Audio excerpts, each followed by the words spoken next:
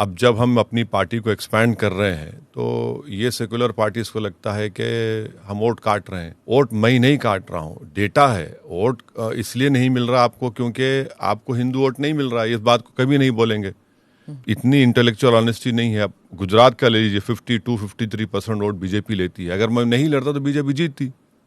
मगर कांग्रेस के एक नेता हैं जो जिंदगी में कोई इलेक्टोरल पॉलिटिक्स का इलेक्शन नहीं लड़े, जो आपके प्रोग्राम में आए थे यहाँ पर, वो इल्ज़ाम लगा दिए मुझ पर। तो ये इल्ज़ाम गलत है। 186 पार्लियामेंट सीट्स 2019 में कांग्रेस बीजेपी लड़ी, कांग्रेस 16 जीतती है। राहुल गांधी अमेठी हार गए। कोई ये नहीं पूछता कि भाई क्या आप की कुछ अंडरस्टैंडिंग थी क्या स्मृति ईरानी के साथ, जो आप हार गए और वायनाड में जाकर जीतते जहां पर 30% मुसलमान हैं। तो ये, और मैं लड़ूंगा इलेक्शन। जो भी अप्रेस क्लास हो, मुसलमान हो, दलित हो, उनका आप बात नहीं करेंगे, इंसाफ नहीं करेंगे, हम लड़ेंगे इलेक्शन। उसमें बुरी बात क्या है? हम हराएंगे उनको। इलेक्शन जब लड़ा जाता है तो कोई जीतने के लिए लड़ता है, किसी को हराने या हराएंगे उनको। सर किसको हराएंगे? नहीं, जो कोई भी, चाहे बीजेपी हो, चाहे कोई पार्टी हो, जो सेकुलरिज्म के नाम पर तो वोट तो ले लेते हैं और फिर उसके बाद आप उनका हक नहीं देते। आप तो वोट लड़ेंगे हम। भाई देखिए, आम आदमी पार्टी लड़ती है दिल्ली में तो कोई इस तरह का इल्जाम नहीं लगता, ना उनको कोई जिना बोलता। तो एक अंडरस्टैंडिंग है बीजेपी में और ये तमाम सो कॉल्ड सेकुलर पार्टीज में कि कोई सेम्बलेंस ऑफ पॉलिटिकल लीडरशिप मुसलमानों की नजर नहीं आना चाहिए।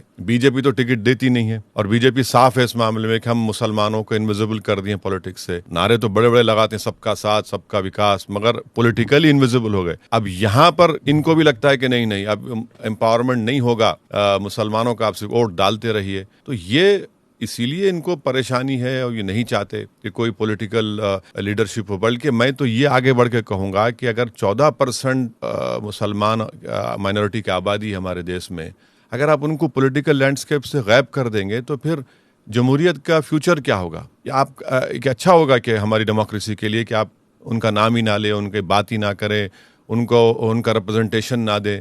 तो ये हमारी डेमोक्रेसी के लिए भी एक क्वेश्चन पैदा हो जाएगा फ्यूचर में।